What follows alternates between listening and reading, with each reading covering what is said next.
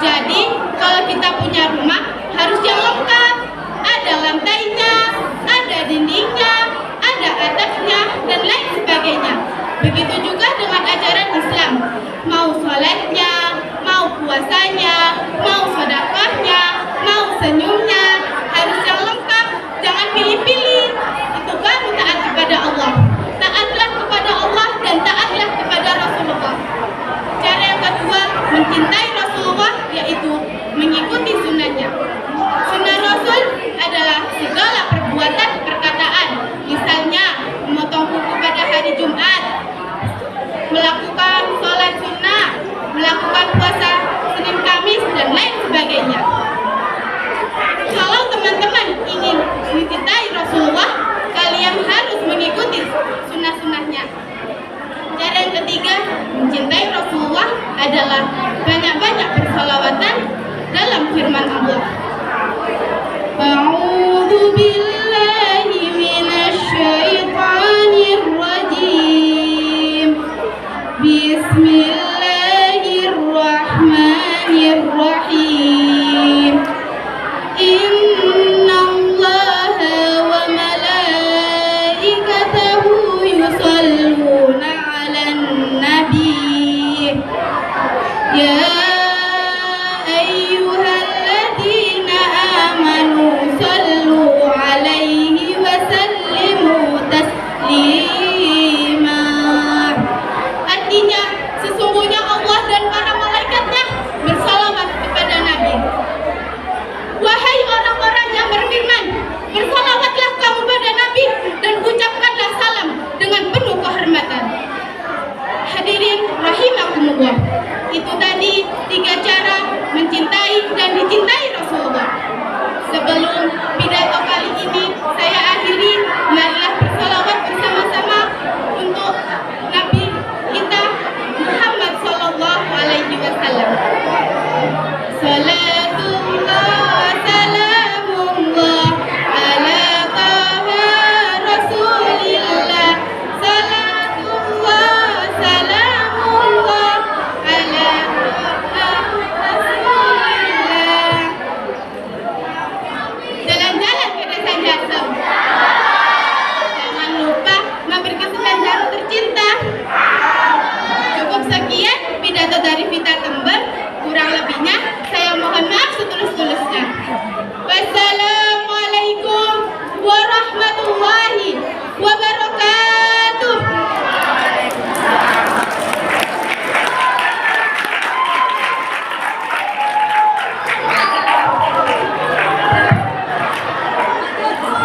Urutan selanjutnya Samuel kelas 9H.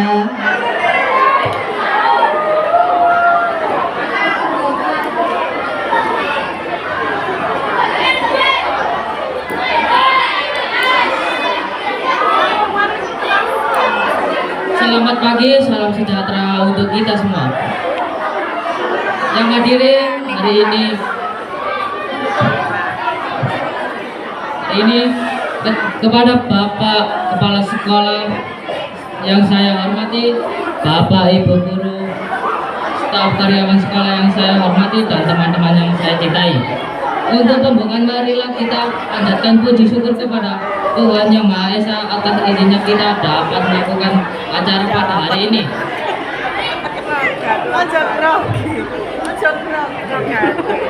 Saya ingin mengucapkan terima kasih kesempatan yang telah diberikan untuk menyampaikan sepatah dua kata pada hari ini untuk memperingati HUT ke-79 RI. Hadirin sekalian, seperti yang kita tahu bahwa setiap 17 Agustus kita bangsa Indonesia memperingati HUT RI. Oleh sebab itu, mari kita mengenang kembali perjuangan pada pahlawan yang telah gugur dalam merebut dan mempertahankan kemerdekaan Republik Indonesia dari tangan penjajah. Jasa pengorbanan dan perjuangan para pahlawan kita begitu besar sampai mereka rela melakukan pergerakan luar biasa bangsa itu untuk memperjuangkan kemerdekaan ini. Kita harus menanamkan dan menumbuhkan jiwa nasionalisme dan patriotisme yang tinggi berteman tanpa membedakan ras, suku, dan agama, serta ketindakan negara ini. Kita sebagai generasi muda harus berani berperan sebagai penopang kehidupan bangsa di mana mendatang. Jangan sampai kita kembali dijajah oleh negara lain tanpa kita sadari. Kita harus menjadi generasi muda yang mampu untuk mencerminkan kecerdasan bangsa dan membawa perubahan baik untuk negara di kemudian hari. Terima kasih untuk semua perhatian. Mohon maaf apabila ada tuturan kata yang keliru atau kurang berkenan.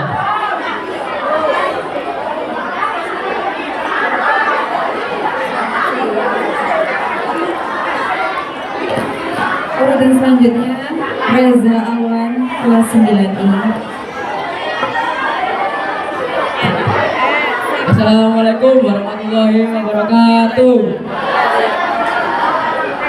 Alhamdulillahirabbil alamin. Wassalatu wassalamu ala asrofil anbiya'i wal mursalin wa ala alihi washabihi ajmain, amma ba'du. Yang terhormat Kepala SMP Negeri 1 Ngoro, yang saya hormati Bapak Ibu Dewan Juri SMPN 1 Ngoro, dan teman-teman yang saya sayangi. Pertama-tama marilah kita memuji syukur kehadirat Allah Subhanahu wa taala yang telah memberi rahmat dari daya kepada kita semua. Kita dapat berkumpul di Masjid SMPN 1 Ngoro pada acara lomba peringatan Maulid Nabi Muhammad SAW. Kedua, salawat serta salam mudah-mudahan tetap dijurahkan kepada Nabi Muhammad SAW yang telah memberi teladan kepada kita semua di agama Islam. Maulid Nabi berasal dari kata bahasa Arab yaitu maulid dan nabi. Kata maulid memiliki makna yang sama dengan kata milad yang berarti lahir atau kelahiran. Sedangkan kata nabi berujuk kepada Nabi Muhammad SAW itu sendiri. Nabi Muhammad merupakan nabi terakhir yang telah menyempurnakan ajaran pada nabi sebelumnya. Selain itu, Nabi Muhammad mendapatkan wahyu dan mukjizat yang luar biasa dari Allah Subhanahu wa taala. Demikian pidato yang saya sampaikan, kurang lebihnya saya mohon maaf seluruhnya. Akhirul kalam, billahi taufiq wal hidayah. Wassalamualaikum warahmatullahi wabarakatuh.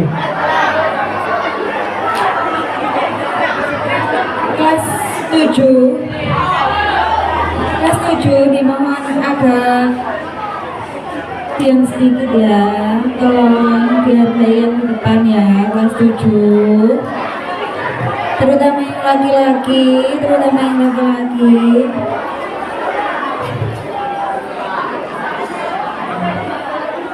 Bu Iva pengen nanti kalau kalian sudah menyimak pidato, silakan dicatat ya poin-poinnya yang penting-penting. Tolong ya, kalau sudah selesai diberikan tepuk tangan ya, diberikan tepuk tangan yang meriah untuk teman-teman kita. Oke?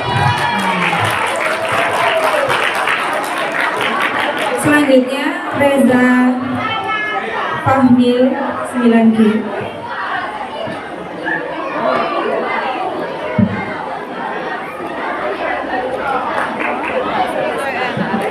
Assalamualaikum warahmatullahi wabarakatuh. Waalaikumsalam. Yang terhormat para juri, bapak atau ibu guru, teman-teman semua yang saya banggakan. Alhamdulillah, puji syukur kita panjatkan kehadirat Allah Subhanahu wa taala karena berkat rahmat dan hidayahnya kita dapat berkumpul di dalam keadaan yang sehat. Tak lupa salawat dan salam kita aturkan kepada junjungan besar Nabi Muhammad SAW, teladan bagi umat manusia sepanjang masa. Pada kesempatan kali ini, saya akan menceritakan sebuah kisah dari kehidupan Nabi Muhammad SAW yang sangat inspiratif, yaitu kisah bagaimana beliau mampu menahan hawa nafsu di berbagai situasi. Salah satu kisah yang sangat terkenal tentang kemampuan Nabi Muhammad dalam menahan nafsu adalah ketika beliau menghadapi perang Uhud. Saat itu, kaum muslimin sedang berperang melawan kaum Quraisy. Dalam peperangan itu, paman Nabi Hamzah bin Abdul Muthalib dibunuh dengan cara yang sangat kejam oleh seorang bernama Wasil. Tidak hanya itu, setelah menjadi kubur, tubuhnya dicincang oleh Hind binti Utbah, istri Abu Sufyan. Hind sangat membenci Hamzah karena Hamzah telah membunuh ayahnya dalam pertempuran sebelumnya. Bayangkan teman-teman, betapa besar kesedihan dan kemarahan Nabi Muhammad saat mengetahui pamannya yang sangat beliau cintai dibunuh dengan cara yang begitu keji. Namun, apa yang dilakukan Nabi Muhammad? Apa beliau membalas dendam? Tidak. Nabi tidak melampiaskan kemarahannya. Bahkan setelah perang Uhud selesai, situasi serta Hind istri siap, Nabi Muhammad memaafkan mereka. Ini adalah contoh nyata bagaimana Nabi Muhammad mampu menghadirkan musuh untuk membalas dendam. Teman-teman, coba bayangkan, jika kita berada di posisi Nabi, mungkin kita akan sangat marah dan ingin membalas perbuatan itu. Tapi Nabi Muhammad tidak demikian. Beliau tahu bahwa nafsu marah dan dendam adalah bagian dari sifat mulia yang Allah sukai. Inilah yang diajarkan Nabi kepada kita, bahwa kesabaran dan kemampuan adalah lebih baik daripada melampiaskan amarah. Kisah ini mengajarkan kita semua untuk tidak mudah tergoda oleh harta dan kekuasaan.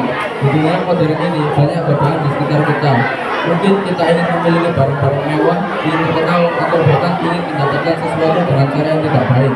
Tapi Nabi Muhammad mengajarkan bahwa lebih baik kita hidup sederhana dan jujur daripada mendapatkan harta atau kekuasaan dengan cara yang salah. Teman-teman yang berbahagia, pelajaran dari kisah-kisah ini sangat penting bagi kita. Sebagai pelajar, kita mungkin sering menghadapi godaan atau dorongan untuk bertindak berdasarkan nafsu. Misalnya, saat kita merasa marah karena teman mengganggu, atau ketika kita tergoda untuk menyontek agar mendapatkan nilai yang bagus. Namun, kita harus ingat teladan Nabi Muhammad. Beliau selalu mampu menahan nafsu dan memilih jalan yang lebih baik.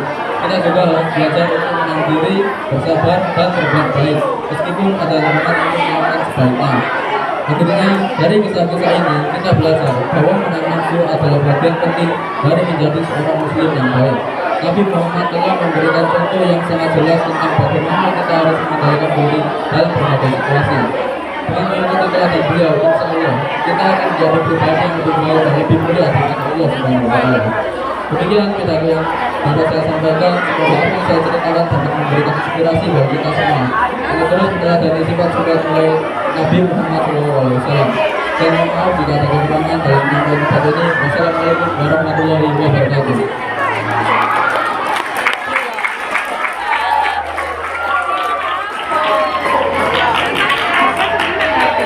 Selanjutnya Mania 7B.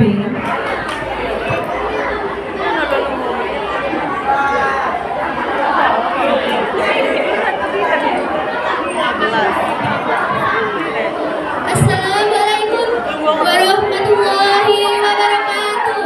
Waalaikumsalam warahmatullahi wabarakatuh. Berlibur ke Tanjung Pinang naik kapal selam. Nunggunya di pinggir dermaga. Jika ada yang mengucapkan salam, harap dijawab dengan lantang dan bertenaga. Saya ulangi. Assalamualaikum warahmatullahi wabarakatuh.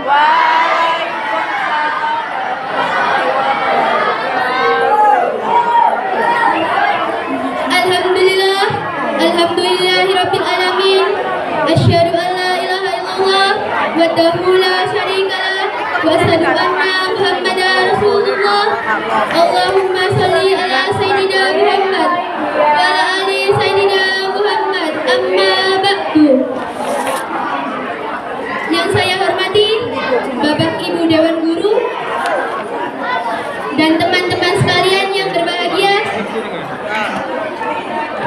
Yang pertama-tama dan yang paling utama, marilah kita panjatkan puji syukur kehadirat Allah Subhanahu wa Ta'ala yang telah memberikan kita kesehatan dan kesempatan untuk berkumpul dalam rangkaian acara memperingati Maulid Nabi Muhammad Sallallahu Alaihi Wasallam.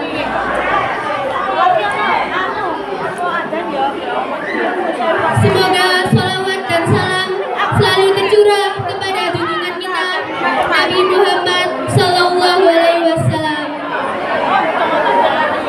Hadirin yang saya hormati, peringatan Maulid Nabi ini bukan hanya sekedar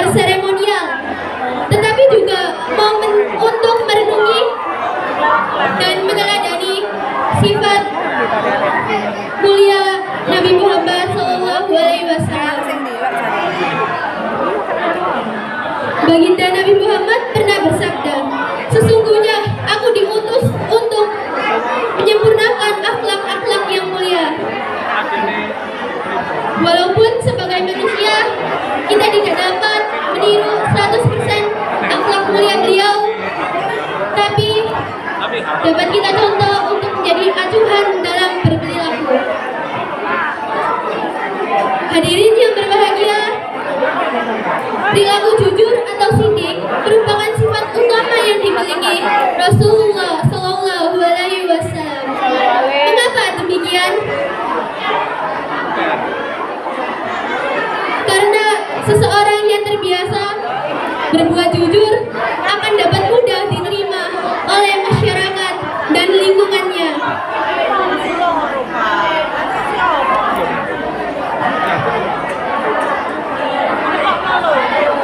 Tidak hanya jujur dengan orang lain saja, yang paling utama adalah berbuat jujur dengan diri sendiri.